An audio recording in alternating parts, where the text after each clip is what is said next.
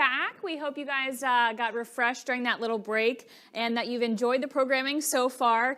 Our first panel and our first fireside chat between Katie and Ann was just the tip of the iceberg in terms of what we're going to cover today and tomorrow.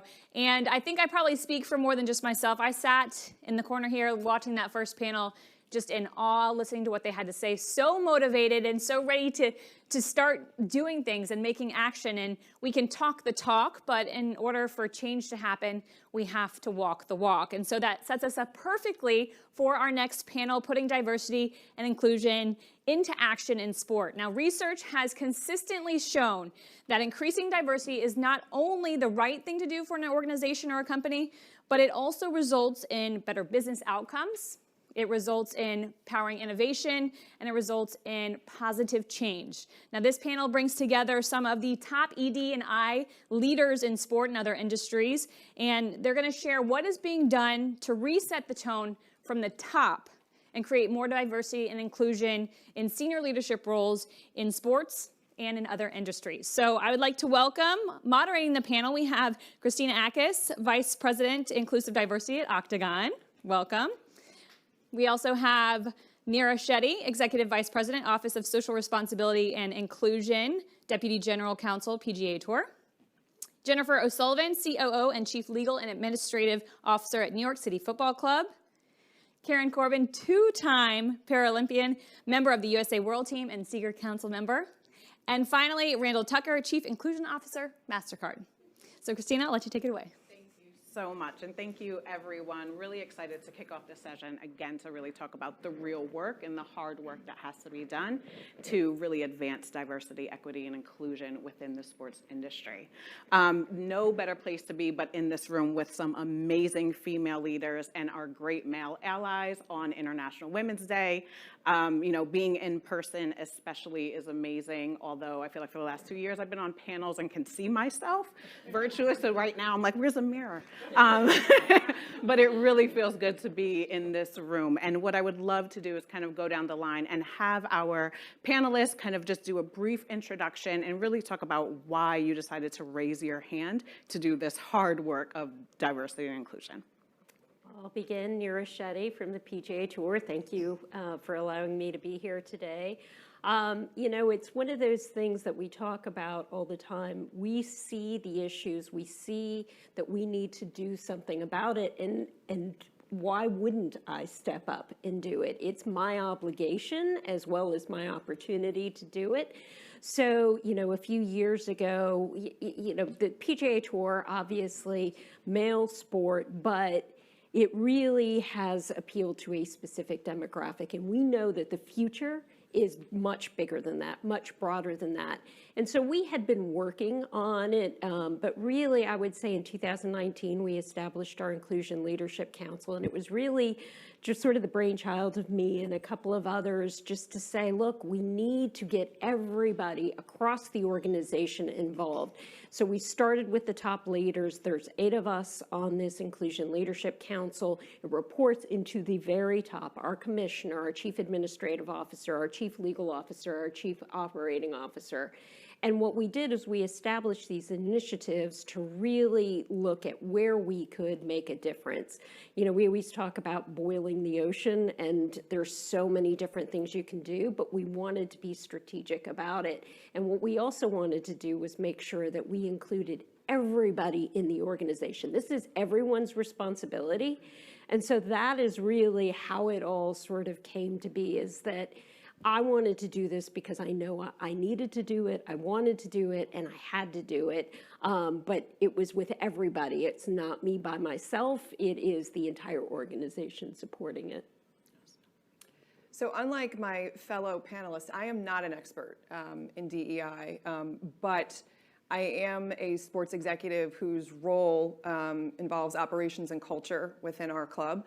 And I'm also a female sports exec who sort of knows what it's like being the only one in the room. I have been in male-dominated industries and careers for my entire life. And so, walking into a room of me and 15 men has never seemed abnormal. And I think when you're younger, you sort of accept certain things. And then you get to a place in your career where you start to realize this isn't normal. This doesn't have to be this way. And we can do better, and we should do better. And you know, at NYCFC, I think we've always felt like we do a pretty good job. But recognize and realize, well, we aren't experts in this space. And so we really need to dig in and do the work and find out, are we doing the best job that we possibly can? And so we've actually brought in an outside consultant to sort of help us do that work and really take an introspective look over the last 2 years at how we operate, how we do business, how we focus on our retention and hiring policies and practices. And we started to dig in and realize we're doing okay, but we're certainly not where we can be and where we should be. And we call ourselves the city's football team. And we feel very strongly that we should be reflective of the diversity of the city that we represent. Our first team players are a very diverse group. Our staff should also be reflective of that. Our fan base reflects that in New York. And so we are now digging in and doing the work. We've also established a DEI council. We're sort of now in a phase 2 of a reboot of that council. We've gone over the last 2 years with what we called our starting 11 commitments that we went out with publicly about 1.5 years ago. And have also come to the realization that this is not just the job of the HR department. It's not just the job of our DEI council. We need to live and breathe this in every fiber of our being throughout the entire club. Every department is responsible for this. Community work is at the heart of everything that we believe in at NYCFC and at City Football Group, our parent company. And so that community work kind of filters throughout our entire club, and so our DEI initiatives have to also follow suit. And so we've also taken the similar approach that this is everyone's responsibility. This is who we are, it's who we want to be, and so we put that out, you know, to the entire club. That's our mantra now. First of all, I want to thank Katie and Emmanuel and all of SIGA for an incredible privilege to be with all of you today. Obviously, I'm a chair user, and the reason, I don't think I raised my hand for this, is just, you know, you see so much inequity, or you witness so much inequity, and you realize what your responsibility is, and to whom much is given, much is required. Truly, that is a fact. And I was, in my previous position, I was working in policy, and I worked for an Olympic and Paralympic training site. And one of the initiatives I brought forward in that position was, this was back in 2015, I believe, when it wasn't really cool or popular to do anything DEI related, diversity, equity, inclusion. And I brought it forward, and I could not believe the pushback that I received from an organization that was specific to elevating Paralympians, high performance, people with disabilities who are involved in sport. And I also remember how, as the DEI committee progressed, I wasn't allowed to speak. My supervisor was doing all the speaking, even though that I put it all together. And I thought that was uncanny. And as I grew, I realized that people are deeply uncomfortable about these conversations. And I will also preface what I'm sharing that this was in Birmingham, Alabama. It was very, very white. And as a white person with an incredible amount of privilege, I just decided to jump right in there and really, really create some accountability for the organization. And I'm really proud of those accomplishments, even though the resistance was incredible. So I decided to leave that position, and now I'm doing a tremendous amount of consulting work with Fortune 500 companies around not just diversity, equity, inclusion. We forget the J. We forget the justice piece. We must center the most marginalized in these conversations. Because if we do that, it's disability justice. You know, we center the most marginalized, and then everyone benefits. It is incredibly, this work is not for the meek, as most of you who do this work know. It is painful. It is steadfast, thick skin. When you're always, especially as a woman with a disability, when you're always proving your humanity in spaces where, for the most part, the world tells you you do not belong. So I am on a continuum in this journey. People call me an expert. I don't feel like an expert because I have so much to learn. And I'm just very grateful to be here with all of you today. That was amazing. I kind of got in the haze of what everyone was saying. Hello, everyone. My name is Randall Tucker, and I'm the Chief Inclusion Officer for MasterCard. And I've been with the organization 5 years, but have done this work for over 20 years in the hotel and restaurant industry now in the payments and technology space. And in prepping for this, I was doing some research, and as a part of this, I was looking at, Althea Gibson, and Alice Coachman in track and field. Althea was in tennis. Gertrude Elderly in swimming, and then the whole U.S. women's soccer team around what they've done around gender and pay equality. That whole history. Without them, without their struggle, without their voice, without this incredible amount of skill that they bring to the table, we would not be in this room today talking about sports. And I think we have to pause and think about that. The reason why I got into this work is very simply, for me, I love fixing things. I like rebuilding stuff. But I also see inclusion, diversity, equity, inclusion as something that takes a great company to even greater heights. How do you make sure that you're thinking about what perspective am I missing in problem solving and in thinking? And the collective voice of people with different abilities, people that look different, people that have different language skills, people that come from different career backgrounds. That's the point of that. How do you bring them into the room to come up with the best solution? Also, it's the right thing to do to make sure that everyone has an equal playing field. But that's what keeps me in doing this work. So thank you. So, Nira, you spoke about really like the ecosystem and all of the people that are really should be held accountable in order to advance diversity and inclusion. So what are some of the programs that you guys are doing or have implemented to really drive DE&I? And that's everything from your fan bases to employees to leadership. Yeah, no, there is a lot that we have to do and are doing, and more that we will need to do. But one of the things, there are a number of things that we've really started to see make a difference. But one of the things that I'm most proud of is our work with everyone across the golf industry. So we've established a program called Make Golf Your Thing, and it requires and has employees, executives from across all the different golf organizations, not just the PGA Tour, focused on 6 areas to really increase opportunities from cradle to career. That's what we keep talking about. You have to introduce, and I think we were talking about this earlier, you have to introduce people early into it, just to give them an understanding of what sport is about, what golf in our case is about. And that opens up the door. They can start seeing where they might fit in. They don't have to play, but they can play. They don't have to work in it, but they can work in it. They can spectate. They can be talking about it, whatever it is, however they want to participate. And I think the prior panel was talking about the access issue. I mean, you look at golf, and historically, it's for wealthy. You have to be a member of a club. You have to purchase, even the clothes you have to wear. Like all of these things are so unnecessary to participation in a sport. And so that's what we're talking about. If you want to get like a plastic golf club and hit a ball in the street, great, that's golf. And that gets you sort of that introduction, that love for it. And that's what we're working across the different organizations to do, is to not only make sure that when people come out and participate in whatever way that they are most comfortable, that they know that this is not the golf of yesterday. We've made that invitation. Please check us out. You will learn so much from this sport, from so many different sports, and there are so many opportunities that you can really participate in it in whatever way you are most comfortable with it. And how we, so it's those aspects of it. It's how we talk about the sport. It's who do you see when you're going out to an event?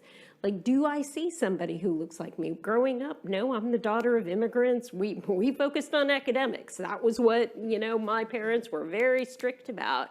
But now I can go out there and generationally, grandfathers playing with little kids, it is a way that brings everyone together when we talk about inclusion.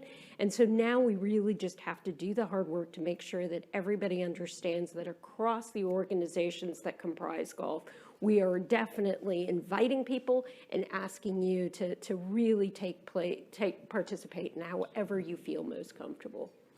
And Jennifer, I want to extend that question to you as well, as you spoke about diversity, right, and ensuring that the club represents the diversity of the city. What programs are you guys putting in place to ensure that? So when we went through this exercise with our consultant, as I said, we came up with a roadmap and a strategy for the next 3 years. And we couple that with the work we do in the community. We talk about accessibility, and that's been a key component for us as we try to reach as many underserved kids in the 5 boroughs of New York as we can. So we've over the last 5 years, we had what we call the New York City Soccer Initiative, and that was to bring 50 mini pitches to underserved communities within the 5 boroughs. We've done that. We completed that this year, and we've extended that and announced, along with our partners, to before the World Cup in 2026, have another 25 pitches that are going to be out. And so that's one way that we're doing it. With all of our work with City in the Community, which is our foundation that we support, we have after-school programming, we have Friday night and Saturday night programming for kids to keep them off the streets and keep them in gyms playing soccer, and giving them the access to a sport that we love so much. So that's one piece of it. That's been going on since the club's inception. Our work with our consultant has been focused in 3 different areas. One, it's in our talent and our workforce, our workplace and culture, and our community work, our work with our fans, and our marketplace with our business partners. Underpinning all of those 3 focuses are leadership, accountability, and communication. Because we firmly believe if you don't have it from the support and the accountability from the top, it will never work from the bottom up.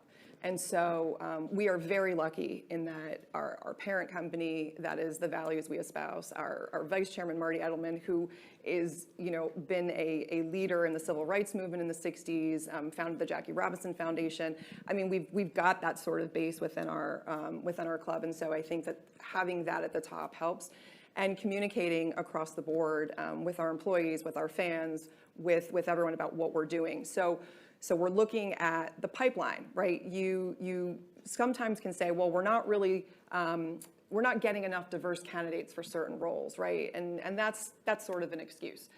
Because we've started to look at where are we posting for our jobs? What networks are we reaching out to? Are we just doing the same old, and so we're getting the same old candidates?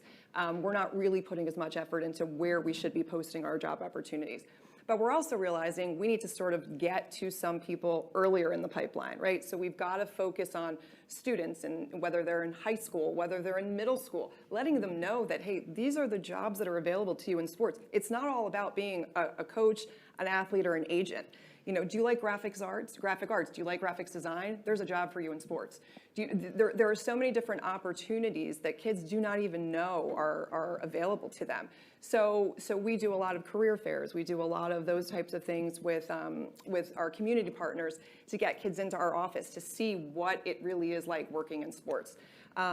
Ensuring that we've got internship opportunities. So we partnered with Jackie Robinson Foundation, Bronx Works, and a couple of other community partners to bring in a lot of other students to give them internship opportunities that they never would have really had, right? So it's about making not just the sport of soccer accessible, but making them aware that the business of sport is accessible to them as well, and opening that opportunity.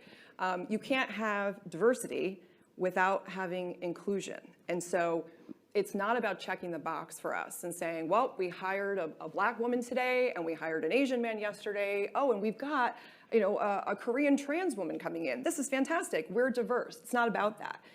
If those people who are coming into your organization do not feel included, do not feel welcome, do not feel like they belong, you can have diversity without inclusion, and it doesn't work.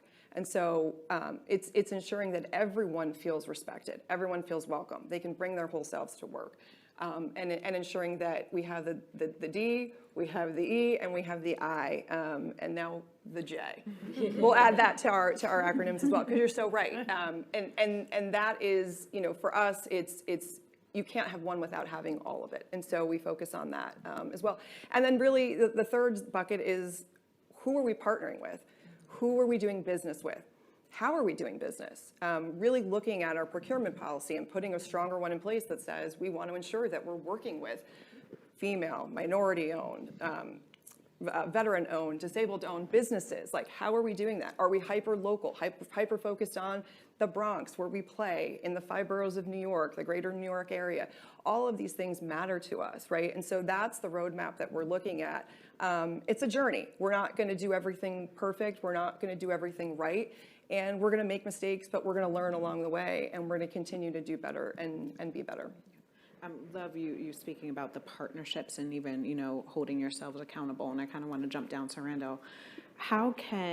What role can brands and corporations play in influencing sports organizations to have even greater diversity and inclusion? Yeah, I look through the lens of the organizations that I've worked for, as well as top of front of mind is MasterCard. And when you kind of get to the core of what a brand does, it influences behavior. A global brand influences behavior. So much so that our brand doesn't even have MasterCard under it anymore. We just have a symbol. So that's an influence where people just know a symbol and they just think MasterCard.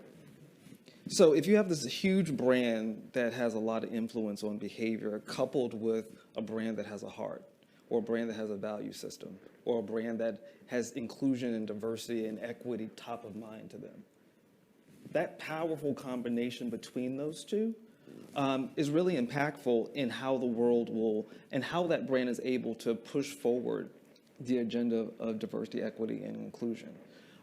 It's through proof points. So these global brands have an opportunity through showing their diversity through who they hire, through who they do business with, through the images that they use in their advertising and marketing, through the people that you have as your ambassadors or your spokespersons. That combination, if you go back to the original piece around what a brand does around influencing behaviors, everyone is looking at our brand to see what we are doing. And so when you have a diversity of talent, and you have that diversity throughout the life cycle of your organization, it says something. And so I think it's really powerful for a brand. Anything it does will say something, whether good or bad, a headwind or a tailwind to inclusion and diversity. And I'm just really happy that MasterCard has a really rich diversity of people that are spokespersons, as well as the folks that you see every day, and it normalizes. It's okay to be trans. It's okay to have a disability. It's okay to be black. It's okay to be gay. It's okay. And so when you see this big brand and then you have the connection to these differences that sometimes you just don't see, and this big brand says it's okay, this work gets a lot better and easier because of that brand. And can you give some examples specifically about what MasterCard is doing in regards to the space of DE&I?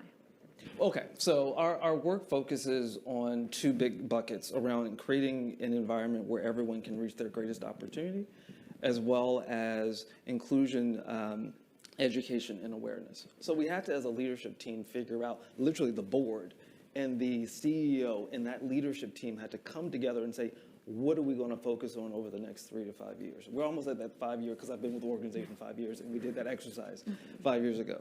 But I think it still holds up. Everything that we do hangs on that. And so the approach to inclusion and diversity, since it's a global role, looks differently in different regions around where we are in the world. But it still points to what are you doing to support those 2 big missions. And so I'm really excited that when I'm in Asia, or when I'm in Latin America, or when I'm in the US, we're talking about different topics. But the one topic that is consistent is around gender balance. That's the one topic everyone can hold on to, and it's still a topic of conversation. I don't want it to be a topic of conversation, but it is a topic of conversation, because I want us to get to a point where in everything that we do, we see balance of 50-50 everywhere. And so that's kind of a flavor.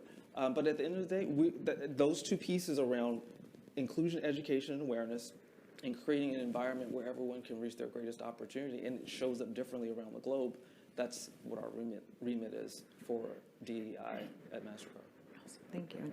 Speaking of global, Karen, I would love for you to kind of talk about your role, specifically on the SIGA Committee for Gender, Race, Inclusion, and Diversity, and kind of what programs are activating around diversity and inclusion. Yeah, thank you for the question. SIGA is such a powerful organization, and when I was approached to be a SIGA champion and then on the SIGA, the GRID committee, I was like, wow. Sometimes, often you want to say no to things because you're asked to do a lot of things. But sometimes you must recognize the privilege and the lane that you're about to operate in. And I always think about that. So I said yes from a request of another colleague. And coming into the group, it is an incredibly diverse group of people, diverse globally, not just in terms of race and gender, but also disability and what everybody does in the sports world. It is a very powerful group. And what I really appreciate, Emmanuel's leadership, and of course, Katie, and Brian Lewis, who is chief at Trinidad and Tobago Olympic Committee. He's our chair. Having the very hard conversations. And the lane that I operate in is always bringing forward disability. I think I might even get on everybody's nerves. The thing about disability is it intersects every area. I had a dear friend, he's like, look, Karen, the D in diversity is disability. And I was like, oh, that's good, okay. But why are we not seeing that in terms of the measurables? Another powerful thing about GRID, is what we call it, gender, race, inclusion, and diversity, is that we have conversations about our universal standards. What is our level of influence around those universal standards? How are we going to implement them? How are we going to create data around them? Because, what's the point if you're not measuring, right? Because you always want to see how you're going to do better. So sport is so massive, and disability is a piece that is probably missing for the most part. Like when I was listening to the previous speakers, I'm thinking about golf. Well, does she know that there is a massive adaptive golf program? Football. Do you know that there is a massive wheelchair football league? Right? There are adapted sports for every sport. Invited next week with Emmanuel to speak on at SoccerX on the GRID panel. It's a huge opportunity. Does anyone in soccer even know that there is a women's amputee league? Right? Do we know that? Are we having these conversations? And so part of my role on GRID is to constantly bring these conversations forward. And I think the highlight of my life is this phrase. Oh, I never thought about that before. How often do we hear that? And then also to recognize the companies and the organizations that we work with, there may be a willingness, but is there a readiness? So always having these progressive conversations, and when you have an emotional intelligence and you do this work for a long time, like everyone here, you kind of know, you kind of stick your toe. I'm not sticking my toe. I just kind of, feeling out the vibe of the groups that you're working with and how far you can push. What's the comfort level? The whole plan is to meet people where they're at.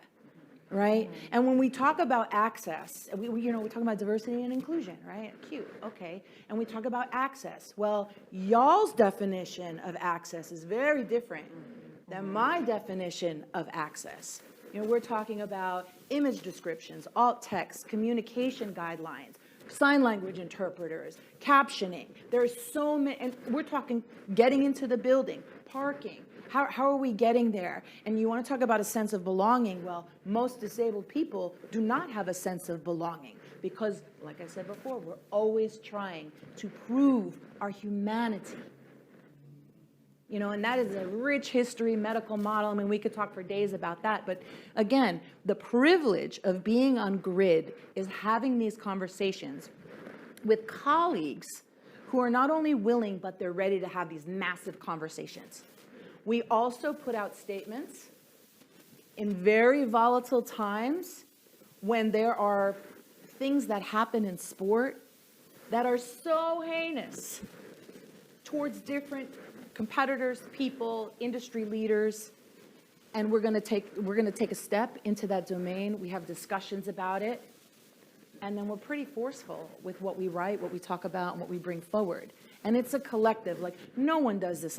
Obviously, I do not do this alone. It's always about the collaborations, because you always want to get people to broaden their horizons, so to speak.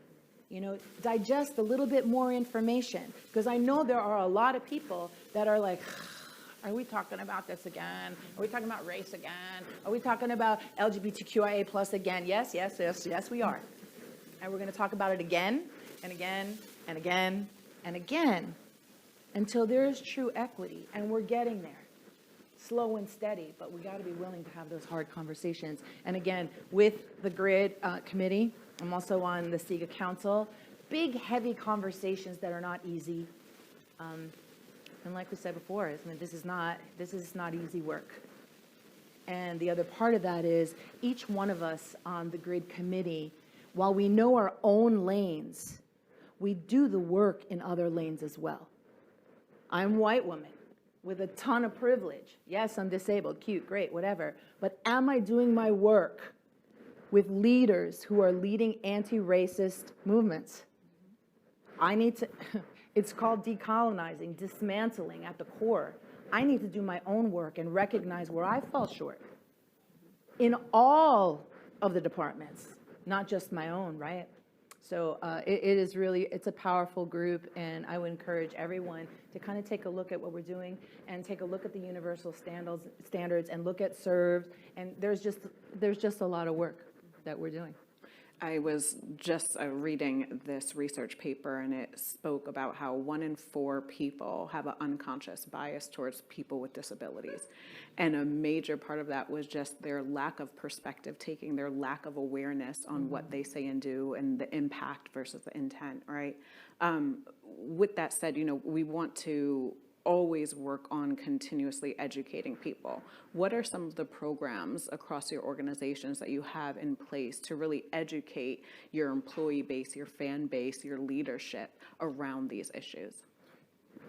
Anyone? Yeah, oh my gosh, you know, there's a lot. Again, Yeah. you know, meeting people where they're at, having these conversations, looking at, if I'm working with a corporation, I'm looking at your data. I'm looking at what is your data? You know, race, gender, okay. Did you know there are disabled Black people? Did you know that there are disabled gay people? Did you know that there are disabled women? Did you know that there's disabled Asian people? Like, you know, what do your measurables look like? And, you know, so I usually bring forward, you know, I'll create an entire assessment as a consultant and look at where's your quickest win? You know, where is the quickest conversation that can move the needle in the direction that we want it to go? It is not easy. Each corporation that I work with, there's different modalities that we're doing. And it is beyond education. It is beyond awareness right now. We're tired of assimilating. We want implementation. That's where we're at right now. So the bigger question for me when I'm working with someone, a group, a nonprofit organization, it doesn't matter who, or someone individually, is, are you ready to implement? Because yes, I can inspire you, I can inspire your organization. Our people, the people that I work with disabilities, can do just about anything and everything. But are you ready to really implement? That's when the side eye comes in. And it's a yes or a no. You know, if it's no, okay, call me later. If it's yes, okay, now we're gonna do a much, much deeper dive into where we can really facilitate change, tangible change. That piggybacks on, you said a lot, and so I think there are 2 comments that I wanted to make. One is that that's why representation at senior leadership is so important, to have a diverse representation of senior leaders. Because as you were saying, it's like, are we going to talk about diversity again? Well, if you have a very diverse senior leadership team, it's always top of mind, because everyone's perspective that brings to the table has a different perspective. Right. And so that in itself is diversity. So that's one piece. Our approach to inclusion and diversity training, or building that muscle in the organization, comes from a place of, we call it conscious inclusion. And the strategy is not to just say, let's hold hands and just be nice to each other. I mean, that's kind of old. I mean, that's like kindergarten. Be nice to each other. I'm from New Jersey. That's never happened. That's never happened. No. Yes. not just be nice to each other, but we have to really look at, in developing our curriculum, around what are those things that keep coming up in the organizations that we need to pivot or do differently. So what is the organization, what does turnover look like, and why are people leaving? What are we getting sued for? What are those employee complaints coming in? What are those employee engagement and things like that? And you look at what are the case studies around that, and you build programming based on those things directly that you need to triage. And so it's not just nebulous, okay, here's diversity and inclusion training, and we go through the module. Of course, some of that is needed as a baseline, but if you're going to graduate and do the work, you really have to focus on the things that really matter, that are happening now. So people can't just say, oh, that's for someone else. No, it's for you. It's happening in your backyard. Right. This is what you need to do differently. And that's the approach that we have taken globally, as well as a regional perspective, to think about what are those case studies that we can embed in our leadership development. We're doing a similar thing, have taken a similar approach as well. I mean, we're a very young football club. We're in our 7th year, and have gone very quickly from a startup to a club that is 130 staff members and just won an MLS Cup. And it's like, here you are. And it's like, whoa, hold on. Okay, so we've spent the last couple of years really taking a look at our processes and our policies and our procedures, and have done a revamp of a lot of things to say we're growing and evolving and maturing as an organization. But I love what you both are saying too, because we did a demographic survey to see who comprises our organization. How do people identify, right? And so if you would ask any of us, we would have said, well, we have a very large Hispanic population within the club. But yet we got the survey results back. People weren't identifying that way. And the other thing is that we also realize, human nature is human nature. You sit next to the one disabled person in your club, or you sit next to the one woman in the club, and you pass that person every day. And so in your mind, you say, like, oh, we have a lot of women, or we actually have a lot of disabled people. No, you have one, and you sit next to that person, but your mind tells you something different. Right. When I first started the club almost 2 years ago, I would have said we had a lot of diversity in terms of Black, Hispanic, people of color. But the reality was I was working with all of the people who were of color. Right. So when we did the survey, it was like, oh, that's right, because those are the 6 people that I work with, right? Like your mind plays that, and it's an unconscious misunderstanding of what the reality is, right? And so we've also done research into like the exit interviews. Why are people leaving? What are the reasons? Looking at and really looking at that entire life cycle of our talent workforce. So like I said before, from where are we posting jobs? When we're interviewing people, are they interviewing with a diverse slate of people within our organization so that they see who we really are, right? And so we've kind of revamped the whole hiring process. We've revamped what that talent life cycle looks like. And then focusing on our own employees, like how are we retaining our top talent? How are we training them? How are we developing them? What do they need? What do they want? And unconscious bias training is only a part of it. Right. That's not the strategy. It's not the strategy. No. It can't be. It's an important component. It's the warm-up before you do the strategy. Exactly. And that's sort of, I think, where we are, is recognizing, like, to your point, like, it shouldn't be as hard as it is. It should not be this hard, but it is hard work. Right. But it shouldn't be this hard. And the goal and the hope is that we get to a place where we just are, and it doesn't matter. And we're not counting how many disabled people do we have, how many women do we have, how many people of color. Like, we're not getting there because we just are. We're represented, and that part about it being at the leadership place is so critical too. Because if you are not having that diversity of thought, that diversity of perspective, you run into these sometimes immovable roadblocks because people don't understand or appreciate what anyone else is going through, or what someone else is experiencing, and so therefore they don't mean it to be that way, but their perspective is completely altered and completely different. And you and I are going to have some conversations after this, because I would love to pick your brain and talk to you more. Because when we talk about accessibility for soccer, that's part of it. How are we having adapted soccer for children who can't play the way we normally do? We've got blind soccer, amputee soccer, power soccer. We've got so much soccer. How can they enjoy the sport that we love? Right. How do we make that happen? Well, I think it's interesting also. you know, we have a tendency to always, especially in this work, to fall back on our intentions. Like, I didn't mean it that way, and my intentions are good, you know, without ever recognizing the harm. So we have to recognize that harm irrespective of the intentionality. And I will also share that if you do not make this work intentional, if you do not intentionally include, you will unintentionally exclude. Yeah. That, and it happens, I see it all, you know, literally witness it all the time. Your HR directors or VPs of presidents of HR, that is a very, very interesting area of work where I see the most issues. Like, I cannot tell you, like some of the baselines around just your recruitment process and the language that's within, you know, something that you're putting out on LinkedIn. I'm like, oh gosh, oh god. You know, and usually what I'll also do as a method, I'll send a really open and inviting message to the person who created the post, because, you know, I don't want to, you know, I never want to show up like the angry disabled girl, but I am. And then, you know, how are we going to foster that conversation? Yeah. How are we going to move forward? And then the other part is, how are you, like Randall was saying, how are we resourcing this? Is this part of your budget? Right. You know, so often JDEI, A is for access, work is like this, hey, we're going to hire this consultant for 6 months, and then, oh, you didn't make it happen, you know, our measurables aren't what they're supposed to be, you got to go, and there's not a real organizational commitment to diversifying. You know, and when I think about like the 360s or the unconscious bias training or the training of the trainings, who created the training? I talk to my researchers all the time, right?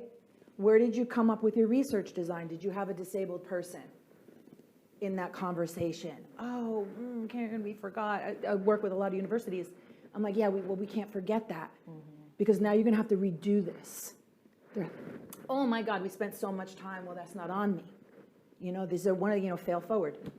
These are one of those learning curves. So it's, you know, get in on it in the beginning, and then you don't have to retrofit disability into the methodology. And that is what I think is so important, is thinking about it on the front end and not on the back end. And you don't get that without representation. I can't speak for 1 billion Indian women or however, you know, Indians across the globe. We are not monolithic groups within each group. And that's why you have to have, as you were talking about, Randall, at the top level, that different diversity of thought, because we don't know or necessarily recognize all of our limitations. Every single one of us does have that limitation of perspective. And it is only through those conversations and doing the work that you really start recognizing, okay, this is what I know, but this is what I need to learn about. And so the unconscious bias training, I mean, we've done all of these different training sessions, and everybody in the moment is like, yes, this is great. And then they walk out the door and it's completely forgotten. And integrating that into the way that you do business, that's part of the reason why we had to have, with all of our initiatives, we wanted all employees to join in, because they've got to hear all these different things. They've got to recognize, it's okay to recognize that I only have a limited perspective because of my upbringing. There are certain things that I know, and there's a whole lot more that I don't know. And we've got to make it okay for people to recognize it, accept it, and recognize that they don't know what they don't know. And it's okay to ask for other perspectives. In fact, it's an imperative. To your point, Randall, it's got to be more than okay. It's necessary. We absolutely have to have those perspectives, and we need that in order to move forward. Thank you so much. So it is time to wrap up. We could probably talk about this for hours and hours, but I really appreciate all of your individual perspectives, what you guys are doing within your organizations, keeping intentional with the actions and really advancing diversity, equity, justice, inclusion, and access. We're going to add a few letters to ours also at Octagon, right, in the sense of being inclusive. But again, thank you guys so much, and we're so happy to have you guys here today. Thank you. Thank you.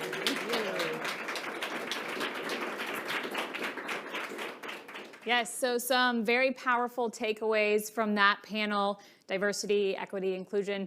They don't exist in a void. They are woven into the fabric of our lives on the field, off the field, at work, at home, in sports. And Karen made my job really easy because she threw in the word justice. And she said that we need to talk about and make strides towards centering marginalized communities. And she made my job easy because we are transitioning into our next panel, which is fair play on and off the pitch athlete activism. And so I think that's a great transition into what we're going to talk about next. Who better than athletes to speak about it? And SIGA developed its champion